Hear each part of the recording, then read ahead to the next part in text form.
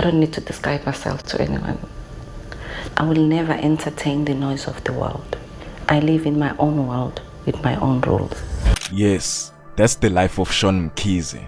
But do you know the full story behind her success, fraudulent activities, and her corruption? Probably not. This is a person who is also in connection with government officials, so stick around. Now let's start with who is Shauwn Mkhize. Shauwn Mkhize is also known as MaMkhize, is a South African businesswoman and entrepreneur with a television personality. Born 6 April 1976, making her 48 years old. MaMkhize's career began in 1996 after she graduated with a diploma in accounting at the Durban University of Technology. She went on to work in the finance department for numerous companies until she decided to join the business world. She then started working with small projects from local municipality, which included construction, painting, and feeding schemes. This was also the beginning of her company, Zikhulise Group, which specializes in construction. She then expanded the company and made a separate one called Zikhulise Maintenance, specializing in cleaning and repairs. You can basically call it a home maintenance company. Apparently, just from these companies, Mkhize makes about 37 million rands per annum. Well, that's not all. She also has a second business called Zikhulise Transportation, specializing in boat trucking and public transportation, which makes about 15 million rands per annum. The third one is called Zikhulise Auto Restore, specializing in towing cars and vehicle scrapyards, which makes over 10 million rands per annum. Now her last business is called Inyanga Signage Specialist, which focuses on shares and investments, and this makes her about 40 million rands per annum.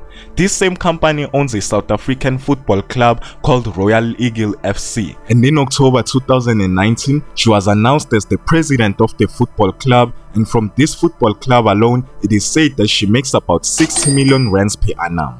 We've all seen her in her reality show, flashing huge amounts of money, expensive cars and houses, not only from her but from her son as well, Andile Mpisane. Now enough with all that, let's get to the real deal. Apparently, like any other wealthy person, South Africans have accused MaMkhize with a lot, especially the truth behind her success. On November 2020, a video surfaced on the internet whereas Mpisane, the daughter of Shauwn Mkhize, posted a huge snake moving on top of money across her living room.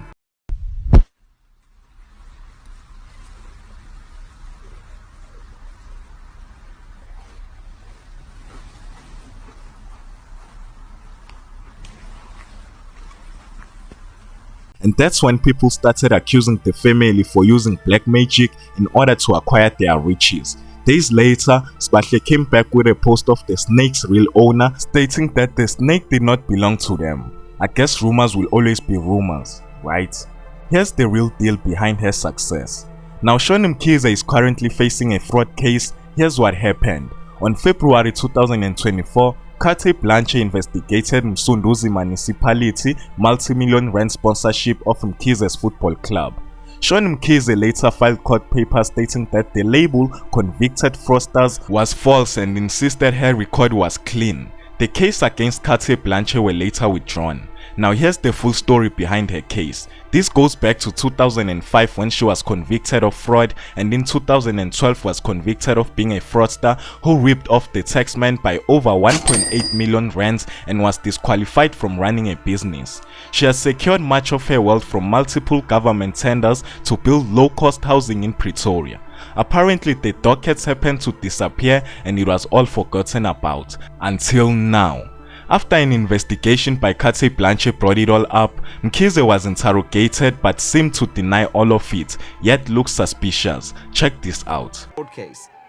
Apparently she comes from a family with a strong political background, which might be the other reason she has it easy when it comes to the political advantages. Just listen to her response when she was asked about this, what brought Mkhize her success. Fraudulent activities when it came to the housing tenders, as she was offered over 1 billion rands, and tax evasion when it came to SARS, leading to the construction of her own companies. Mkhize is still being investigated and she might appear in court again soon enough. Anyway, my name is Jay and this is Moment in Future, pulling you into the truth.